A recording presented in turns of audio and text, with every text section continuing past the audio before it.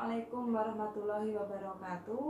Halo, selamat pagi anak-anak. Gimana kabar kalian? Semoga kita semua selalu dalam keadaan sehat walafiat dalam lindungan Allah Subhanahu wa taala. Amin. Nah, anak-anak, di pagi yang indah ini yaitu hari Senin tanggal 28 September 2020, kita akan melanjutkan pembelajaran kita selanjutnya ya. Kita sudah masuk tema 3 yaitu tematik 2C. Judulnya tugasku sehari-hari. Subtema 1, pembelajaran 1. Nah, anak-anak, coba diperhatikan pada subtema 1 tugasku sehari-hari di rumah halaman 2. Nah, di sini ada beberapa gambar ya, anak-anak. Sebelum teacher menjelaskan gambar-gambar tersebut, kita baca dulu tulisan yang ada di bawahnya ya. Setiap anak mempunyai tugas masing-masing. Tugas adalah hal yang harus kamu lakukan. Sebutkan tugas yang dilakukan Nina pada gambar di atas. Nah, anak-anak, kalian ketika di rumah pasti mempunyai tugas masing-masing di rumah ya. Apa saja tugasnya? Di sini contohnya Nina ketika bangun tidur dia ngapain ya? Gambar yang pertama, ketika Nina bangun tidur dia merapihkan tempat tidurnya ya anak-anak. Selanjutnya, gambar kedua, Nina sedang belajar. Nah, anak-anak, berarti ketika kita bangun tidur, kita mempunyai tugas untuk merapihkan tempat tidur kita supaya tidak berantakan dan kembali rapi seperti awal. Nah, dan selain itu kita juga harus belajar ya. Meskipun di rumah tetap harus belajar. Apa? Untuk mengingat kembali materi yang sudah kita dapatkan ya. Misalkan besok hari apa, mau belajar apa, malam ini belajar untuk persiapan besok. Nah, selanjutnya gambar yang ketiga. Di situ Nina sedang membantu mamahnya membersihkan tanaman atau menyiram tanaman ya. Di sini Nina sedang membantu mamahnya menyiram tanaman. Anak-anak di rumah bantuin mamahnya ngapain? Yang perempuan bisa bantuin mamahnya cuci piring, bantuin nyapu, bantuin ngepel, bantuin masak. Nah, yang cowok juga bisa bantuin cuci piring, boleh, nggak apa-apa. Mau bantuin ngerapihin rak sepatu, boleh. Mau bantuin rapiin rak meja, boleh. Mau bantuin ngelap kaca, ngelap rak sepatu, lap meja, boleh. Bebas ya, yang penting kalian bisa melaksanakan tugas kalian ketika di rumah ya. Nah, selanjutnya di sini gambar yang keempat, ada gambar Nina sedang memberi makan hewan kesayangannya atau memberi makan kucing ya. Anak-anak kalau di rumah misalkan punya hewan kesayangannya, nggak harus kucing, mungkin di situ hewan kesayangannya kambing, mungkin bebek, mungkin di situ kelinci atau mungkin hamster dan lain-lain ya. Di situ boleh dikasih makan. Itu tugas kalian ketika di rumah. Nah, contohnya lagi di sini apa? Nina merapihkan mainannya. Teman-teman ketika selesai bermain, kalian merapihkan mainan kalian tidak? Harus ya, harus dirapihkan. Ketika kalian selesai bermain di rumah, entah bermain apa saja, entah bermain boneka, entah bermain kelereng, entah bermain Lego, entah bermain buku gambar atau menggambar krayon dan lain-lain. Nah, kalian harus merapihkan mainannya ya. Nah, ini beberapa contoh tugas sehari-hari ketika di rumah. Mungkin anak-anak mempunyai tugas yang lainnya. Seperti apa? Misalkan kita beribadah, sholat 5 waktunya, atau mungkin ngaji ya, dan lain-lain. Masih banyak ya contoh tugas kalian ketika di rumah. Selanjutnya anak-anak dibuka pembelajaran 1 halaman 3. Nah, anak-anak di halaman 3 pembelajaran 1, ayo membaca ya. Di sini Nina bangun tidur pukul 5 pagi. Nina segera beribadah dan merapikan tempat tidurnya. Setelah itu, Nina bersiap pergi ke sekolah. Rumah Nina tidak jauh dari sekolah. Nina pergi ke sekolah diantar ibu. Nina pergi ke sekolah dengan berjalan kaki. Nina hanya membutuhkan waktu 15 menit untuk sampai ke sekolah. Berarti rumah Nina dekat ya. Nah, selanjutnya, sekolah Nina terletak di antara toko kue dan taman bermain. Toko kue terletak di sebelah kanan sekolah. Taman bermain terletak di sebelah kiri sekolah. Di depan sekolah Nina terdapat gedung kantor pos. Nah, anak-anak, di sini teacher sudah menggambar letak suatu tempat ya, anak-anak. Di sini coba diperhatikan, nanti kita akan belajar menjawab pertanyaan tentang letak suatu tempat ya, pelajaran bahasa Indonesia. Nah, anak-anak sebelumnya coba digaris bawahi paragraf terakhir ya, yang sekolah Nina terletak di antara toko kue dan taman bermain. Toko kue terletak di sebelah kanan sekolah. Taman bermain terletak di sebelah kiri sekolah. Di depan sekolah Nina terdapat gedung kantor pos. Nah, coba diperhatikan anak-anak. Di sini teacher sudah menggambar letak ya, letak tempatnya. Di sini ada toko kue, sekolah, taman bermain, masjid, dan kantor pos ya. Coba diperhatikan anak-anak. Kantor pos terletak di depan sekolah ya. Ketika kita berdiri di sini, ketika kita di depan sekolah, maka kantor pos berada di depan sekolahan ya. Taman bermain berada di mana anak-anak? Taman bermain berada di sebelah kiri sekolah ya. Sedangkan toko kue berada di sebelah kanan sekolah. Ketika kita berada di sekolah, maka toko kue berada di sebelah kanan sekolah. Dan ketika kita berada di sekolah, taman bermain berada di sebelah kiri sekolah. Paham anak-anak? Ketika kita mencari letak suatu tempat, nah kita anggap saja kita sedang berada di tempatnya atau berdiri di sini agar mempermudah kita untuk mencarinya ya. Ya anak-anak, bisa dipahami? Nah, ketika kalian sudah bisa memahami, coba dibuka halaman 4. Di halaman 4 di situ ada pertanyaan berikut sesuai bacaan ya. Di mana letak kantor pos? Letak kantor pos ada di mana anak-anak? Kantor pos berada di depan sekolah. Nah, di depan sekolah ada kantor pos. Silakan ditulis. Selanjutnya pertanyaan kedua. Di sebelah manakah letak taman bermain jika kita berada di sekolah Nina? Di mana letak taman bermain? Nih, ketika kita di sini, ini taman bermain. Berarti berada di sebelah kiri sekolah. Selanjutnya, bangunan apa yang terletak di sebelah kanan sekolah Nina? Bangunan apa ya yang terletak di sebelah kanan sekolah Nina? Berarti toko kue. Nah, silakan ditulis ya anak-anak. Selanjutnya dibuka halaman 4, ayo mengamati ya. Di situ ada ibu membeli kue di toko kue dekat sekolah Nina. Setelah membayar, ibu mendapatkan uang kembalian. Perhatikan gambar uang kembalian ibu di bawah ini ya anak-anak. Di situ ada gambar berapa ini anak? Iya, 1000.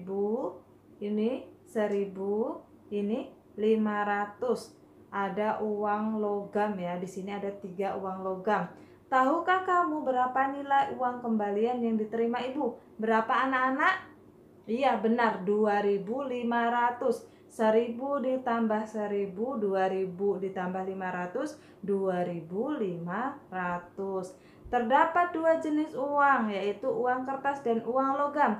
Setiap jenis uang mempunyai nilai masing-masing. perhatikan nilai uang logam berikut. Nah, anak-anak, di sini teacher sudah menggambar uang logam ya. Di sini ada gambar uang logam, terus nilainya ada berapa sih? Nah, di situ juga penulisannya ya. Coba diperhatikan anak-anak. Di sini gambar yang pertama ada uang logam senilai 100 ya. 100 rupiah. Nah, di sini ada lagi uang logam 200 rupiah. Di sini ada uang logam 500 rupiah. Dan di terakhir ada uang logam 1000 rupiah ya. Nilai uangnya ya. Nah, di sini ditulis cara menulisnya. Anak-anak tahu nggak sih apa sih ini Rp? Rp itu adalah singkatan dari rupiah ya anak-anak. Jadi Rp itu singkatan dari rupiah. Sedangkan untuk menuliskan 100 rupiah maka ditulisnya seperti ini ya. Seperti ini. Di sini ada tanda koma. Nah, ini 02 di belakang ini tidak ada nilainya ya. Yang termasuk nilai 100 rupiah itu adalah yang ini ya. Jadi 0 di belakangnya ini tidak ada nilainya. Nah, misalkan di sini 1000 ditambah 500 sama dengan berapa anak-anak? 1.500 rupiah. Berarti Rp-nya ditaruh di depan. Berarti 1.000 rupiah ditambah 500 sama dengan 1.500 rupiah ya. Begitu ya anak-anak penulisannya. Nah, coba dibuka halaman 5. Di sini kita akan belajar membandingkan ya. Kita akan membandingkan nilai uang logam yang ada pada contoh di sini ya. Di sini teacher sudah menggambar contoh yang ada di buku halaman 5. Nah, anak-anak perhatikan. Kita akan bandingkan ya, lebih besar dari atau lebih kecil dari. Jadi nilai uang logamnya itu lebih besar atau lebih kecil ya. Coba diperhatikan. 200 rupiah lebih besar dari 100 rupiah. 500 rupiah lebih kecil dari 1000 rupiah. Atau misalkan 1000 rupiah lebih besar dari 500 rupiah ya. Misalkan seperti itu. Jadi lebih besar dari 500 rupiah. Penulisannya rupiahnya dulu ya. 1000 ini 500 rupiah ya anak-anak. Sudah paham anak-anak? Kalau kalian sudah paham, coba diperhatikan ya. Kita bandingkan. Di sini ada beberapa baris uang logam ya. Coba diperhatikan. Ini berapa anak-anak uang logam yang pertama? Di sini ada uang logam senilai 100 rupiah. Sedangkan yang di sebelahnya ada uang logam senilai 500 rupiah. Berarti 100 rupiah lebih kecil dari 500 rupiah ya anak-anak. Selanjutnya di sini ada uang logam 1000 rupiah dan di sebelahnya ada uang logam senilai 200 rupiah. Berarti isinya 1000 rupiah lebih besar dari 200 rupiah. Yang dua ini tolong kalian kerjakan ya anak-anak. Nah, anak-anak, selanjutnya kita akan belajar SPDP Ayo Bernyanyi halaman 6 ya. Coba diperhatikan. Nina mendengar bunyi bel masuk sekolah. Bunyi bel masuk terdiri dari 2 kali bunyi pendek dan 1 kali bunyi panjang. Sedangkan bunyi bel tanda istirahat hanya terdiri dari 2 kali bunyi pendek. Bunyi bel membentuk irama. Irama adalah bunyi yang berulang secara teratur. Pola irama dapat bermacam-macam. Nah, anak-anak, coba diperhatikan. Di sini ada 3 contoh pola irama birama ya anak-anak. Coba dilihat. Yang A, pola irama birama 2 memiliki 2 hitungan atau 2 ketukan. Yang B, pola irama birama 3 memiliki 3 hitungan atau 3 ketukan. Sedangkan yang C, pola irama birama 4 memiliki 4 hitungan atau 4 ketukan. Nah, anak-anak, sebelum teacher melanjutkan atau memberikan contoh praktek pola irama birama ini, nah, anak-anak perhatikan ini dulu. Pola irama adalah panjang pendek bunyi pada suatu lagu ya anak-anak. Nah, pola irama juga dapat dihitung berdasarkan ketukannya. Pola irama panjang disimbolkan dengan garis panjang, sedangkan pola irama pendek disimbolkan dengan garis pendek atau titik. Nah, anak-anak, waktu tema 1 ya, dulu kita sudah belajar tentang nada panjang dan nada pendek ya. Panjang strip, sedangkan pendek tanda bintang. Nah, kalau di dalam pola irama ini panjang disimbolkan dengan garis panjang, sedangkan pola irama pendek disimbolkan dengan garis pendek atau titik. Nah, ayo coba praktekkan birama 2, 3, dan 4 menggunakan anggota tubuhmu. Nah, anak-anak juga ikut ya praktek di rumah ya. Di sini coba kalian saksikan video contoh yang teacher praktekkan ini ya. Anak, teacher akan mempraktekkan pola irama birama pada halaman 6 ya. Coba diperhatikan. Yang pertama, pola irama birama 2, yaitu dia ada 2 ketukan atau 2 hitungan ya anak-anak. 1, 2 ya. 1, 2. Paham?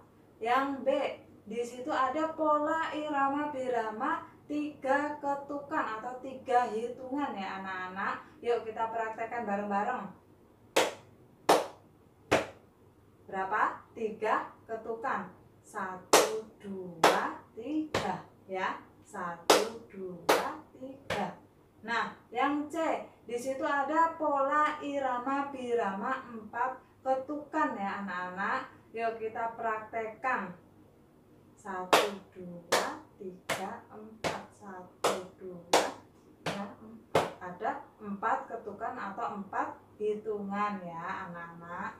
Anak-anak, setelah tadi teacher mempraktekkan pola irama birama pada halaman 6 ini tadi, sekarang coba anak-anak dipraktekkan di rumahnya masing-masing ya.